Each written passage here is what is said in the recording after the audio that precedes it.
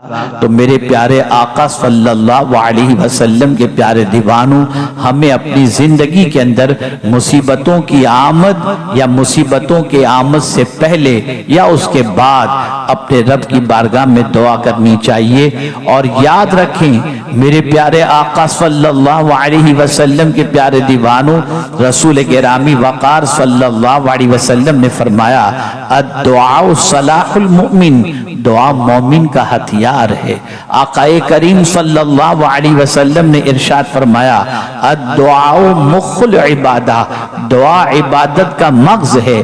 آقا کریم صلی اللہ علیہ وسلم نے فرمایا الدعاء هو العبادہ، دعا ہی عبادت ہے۔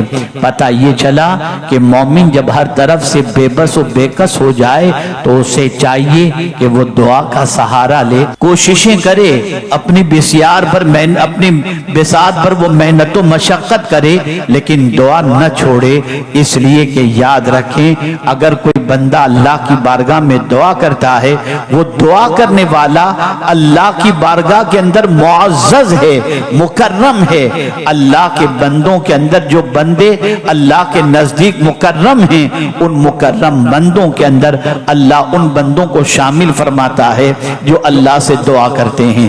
میرے پیارے آقا صلی اللہ تعالی علیہ وسلم کے پیارے دیوانوں، آپ ذرا دیکھیں دنیا کا انسان کسی انسان سے مانگے تو ذلیل ہو جاتا ہے، لیکن دنیا کا انسان خدا سے مانگے تو مولا کی نگاہوں میں معزز بن جایا کرتا ہے۔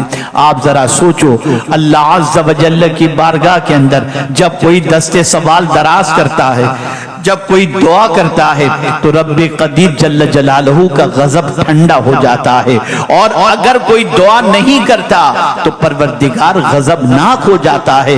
یہ اتنا بڑا ہو گیا، یہ اتنا متکبر ہو گیا، یہ اتنا مجھ سے بے نیاز ہو گیا کہ مجھ سے مانگنے میں شرم محسوس کرتا ہے، جھجک محسوس کرتا ہے، ہچکچاہٹ محسوس کرتا ہے۔ کیا میں اس کی ضرورتوں کو پورا کرنے والا نہیں؟ کیا میں اس کی مصیبتوں کو دور کرنے والا نہیں؟ کیا میں اس کی تکلیفوں کو دور کرنے پر قادر نہیں؟ اللہ اکبر۔ پروردگار جل جلالہ سے جب کوئی نہیں مانگتا تو اللہ عز و جل غضبناک ہوتا ہے، اور جب کوئی اپنے پروردگار کی بارگاہ کے اندر دستے سوال دراز کر کے اس کی بارگاہ میں دعا کرتا ہے تو اللہ کی رحمت اس پر نچھاور ہو جاتی ہے۔ وہ بندہ متواضع کہلاتا ہے، وہ بندہ منکسر المزاج کہلاتا ہے، وہ اللہ کا عاجز بندہ کہلاتا ہے۔ میرے پیارے آقا صلی اللہ علیہ وسلم کے پیارے دیوانوں، جب انسان بے شمار ایسی مصیبتوں میں گھر جاتا ہے جن مصیبتوں سے نکلنے کا اسے کوئی راستہ نظر نہیں آتا، جن مصیبتوں سے نکلنے کے لیے اسے کوئی راہ نظر نہیں آتی، تو پھر وہ مختلف قسم کے حربے استعمال کرتا ہے، پھر وہ جادو ٹونے کے سہارے لیتا ہے، پھر نہ جانے غلط طریقے سے اپنے پرابلم کے سولوشن کے سلسلے میں آبرو بیچتا اور دولت نچھاور کرتا نظر آتا ہے۔ لیکن میں قرآن کی روشنی میں دو چار آیتوں کے ذریعے آپ کو سمجھانا چاہوں گا اور مصیبت تھوڑی آپ کے سامنے پیش کروں گا، اور ان مصیبتوں میں اللہ نے دعا کے ذریعے ان مصیبتوں کو کس طریقے سے ٹالا آپ کو بتاؤں گا، تاکہ آپ کے اندر بھی دعا کرنے کا جذبہ پیدا ہو جائے، اللہ کی بارگاہ میں مانگنے کا جذبہ پیدا ہو جائے۔ میرے پیارے آقا صلی اللہ تعالی علیہ وسلم کے پیارے دیوانوں، آئیے میں آپ کو سمجھاؤں۔ حضرت ابراہیم علیہ السلام کی حیات طیبہ کو دیکھیں تو آپ کو پتہ چلے گا حضرت ابراہیم علیہ السلام اللہ کے خلیل ہیں، اللہ کے فرستادہ پیغمبر ہیں، لیکن آگ کے اندر حضرت ابراہیم علیہ السلام کو ڈالا جا رہا ہے۔ اللہ اکبر۔ آپ ذرا سوچیں قصور کیا تھا؟ قصور صرف اتنا تھا کہ آپ اللہ کی طرف بلاتے تھے، معبودان باطل کی پرستی سے روکتے تھے، ایک اللہ کی بارگاہ میں جبین نیاز جھکانے کی دعوت دیتے تھے، سچائی کی طرف دعوت دے رہے تھے، خود بھی سچے تھے اور سچائی کی طرف دعوت دیتے تھے۔ نتیجتاً حضرت ابراہیم علیہ السلام کو آگ میں ڈالنے کا دشمنوں نے پلان بنایا، اور حضرت ابراہیم علیہ السلام جب آگ میں ڈالے گئے تو حضرت ابراہیم علیہ السلام کے لیے اللہ نے اس آگ کو گلزار کر دیا۔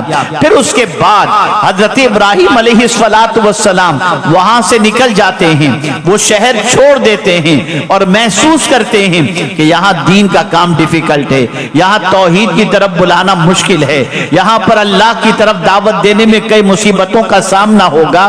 تو حضرت ابراہیم علیہ السلام ہجرت کرنے کا منصوبہ بناتے ہیں، اور ساتھ ہی ساتھ یہ بھی دیکھیں عمر کے اس حصے میں پہنچ چکے ہیں جس حصے میں عمومی طور پر بچے کا پیدا ہونا ممکن نہیں ہوتا، اس عمر کے اندر صاحب اولاد ہونا بظاہر ممکن نہیں ہوتا، لیکن اللہ اکبر حضرت ابراہیم علیہ السلام کو فکر تھی میرا مشن، میری دعوت یہ کنٹینیوز جاری رہے اور لوگوں تک اللہ کی دعوت پہنچتی رہے، لوگ اللہ کی بارگاہ میں جبین نیاز جھکاتے رہیں۔ اس کے لیے حضرت ابراہیم علیہ السلام کو ایک ایسے ساتھی کی ضرورت تھی، ایک ایسے شخص کی ضرورت تھی جو حضرت ابراہیم علیہ السلام کا ساتھ دے سکے اور دل کا قرار ہو۔ ایسی پوزیشن میں جبکہ 99 سال کی حضرت ابراہیم علیہ السلام کی عمر ہو چکی تھی، اس عمر میں حضرت ابراہیم علیہ السلام نے اللہ کی بارگاہ میں دعا کی، رب حب لی من الصالحین، اے اللہ مجھے ایک نیک بیٹا عطا فرما۔ اللہ اکبر، حیرانی کی بات تو یہ ہے ادھر حضرت ابراہیم علیہ السلام کی اہلیہ کی پوزیشن یہ تھی کہ وہ عمر کے اس حصے میں پہنچ چکی تھی جس حصے میں بچہ پیدا ہونا مشکل ہوتا ہے، اور حضرت ابراہیم علیہ السلام بھی عمر کے اس حصے میں پہنچ چکے تھے جس وقت بچے کا پیدا ہونا مشکل ہوتا ہے، لیکن اللہ کی بارگاہ میں دعا کرتے ہیں، دعا کا سہارا لیتے ہیں۔ اندر سے ابراہیم علیہ السلام کا وجدان کہتا ہے یہ بظاہر حالات تو بتا رہے ہیں کہ ممکن نہیں، لیکن اس اضطراب کی کیفیت کے اندر اگر رب سے دعا کی جائے تو رب قدیر قادر مطلق ہے، جب حضرت آدم کو بغیر ماں باپ کے پیدا کر سکتا ہے اور حضرت عیسیٰ علیہ السلام تو بعد میں پیدا ہوئے، لیکن رب کی قدرت کے بارے میں حضرت ابراہیم علیہ السلام جانتے تھے، اس لیے دعا کی۔ اللہ اکبر، دعا باب اجابت سے ٹکراتی ہے اور حضرت ابراہیم علیہ السلام کو اس وقت خوشخبری دی جاتی ہے، فبشرناہ بغلام حلیم۔ اللہ اکبر، یہاں یہ بات سمجھنے کے لائق ہے، اور وہ یہ ہے کہ آثار آپ کو یہ بتا رہے ہوں کہ پاسبل نہیں ہے، بظاہر کیفیت یہ بتا رہی ہو کہ اب مشکل سے نکلنے کی کوئی راہ نہیں ہے، بظاہر سچویشن یہ بتا رہی ہو اب تکلیف اور آرزوؤں کی تکمیل کے حوالے سے کوئی بظاہر راستہ نظر نہیں آتا، لیکن اگر ایسے اضطراب کے موقع پر اگر کوئی بندہ دعا کا سہارا لے لیتا ہے تو مولا اس کی دعا کی لاج رکھ لیتا ہے اور اس کی دعا پر پروردگار جل جلالہ اس پر کرم کی نظر فرماتا ہے اور اس کی دعا کو قبول فرما لیتا ہے۔ آپ قرآن کی جتنی دعا اٹھا کر کے دیکھیں گے وہ سب اضطراب کی کیفیت کی دعا ہے، سب پریشانیوں کے وقت کی دعا ہے۔ انبیاء کی جتنی دعائیں قرآن میں ملیں گی وہ ساری دعائیں امپاسبل بظاہر نظر آنے والے موقع پر انہوں نے دعا کی اور اللہ نے اس امپاسبل وقت کے اندر پاسبل بنا دیا، اور نہ نظر آنے والی چیزوں کو اللہ عز و جل نے ممکن بنا دیا۔ آئیے میں آپ کو بتاؤں، حضرت ابراہیم علیہ السلام مکہ مکرمہ میں ہیں، بیٹے کے ساتھ ہیں، بیوی کے ساتھ ہیں، کوئی انسان نہیں، بے آب و گیا وادی، ایسی سچویشن کہ دور تک کوئی کہیں انسان نظر نہیں آ رہا، کوئی پھل نظر نہیں آ رہا، کوئی درخت نظر نہیں آ رہا، کہیں پانی کا چشمہ نظر نہیں آ رہا۔ ایسی سچویشن میں اللہ عز و جل نے فرمایا تم یہاں پر اپنی بیوی بچے کو چھوڑ کر چلے جاؤ۔ اللہ اکبر، حضرت ابراہیم علیہ السلام اس بے آب و گیا وادی کے اندر اپنے بیوی بچے کو چھوڑنے کے لیے تیار ہو جاتے ہیں، اللہ کے حکم پر عمل کرتے ہوئے بے آب و گیا وادی میں اپنے بچے کو چھوڑ کر اور بیوی کو چھوڑ کر جاتے وقت اللہ کی بارگاہ میں دعا کرتے ہیں، ربنا انی اسکنت من ذریتی بواد غیر ذی زرع عند بیتک المحرم ربنا لیقیموا الصلاة فاجعل افئدة من الناس تهوی الیہم وارزقهم और कमा काल, हजरत इब्राहिम अलैहिस्सलाम ने वहां पर दुआ की, फलों की दुआ की, रिज्क की दुआ की और अल्लाह की बारगाह में अर्ज किया, मैं तेरे घर के सामने मेरे बीवी बच्चे को इस बेआबो गया वादी में छोड़ करके जा रहा हूं। ए अल्लाह, मेरे बच्चे को नमाज का कायम करने वाला बनाना और परवरदिगार इन्हें फल अता करना, इन्हें रोजी अता करना। अल्लाह अकबर। आप बज़ाहिर देखें, वहां कोई फलदार दरख्त नहीं था, वहां पर सिचुएशन ऐसी थी, बज़ाहिर कोई ऐसी चीज नजर नहीं आ रही थी जिससे हजरत इब्राहिम के बच्चे की परवरिश होती, लेकिन दुआ की थी हजरत इब्राहिम ने उस सिचुएशन के अंदर। अल्लाह ने उस दुआ का असर आज तक रखा है कि मक्के के अंदर आपको हर मौसम के अंदर हर फल मिलता हुआ नजर आएगा।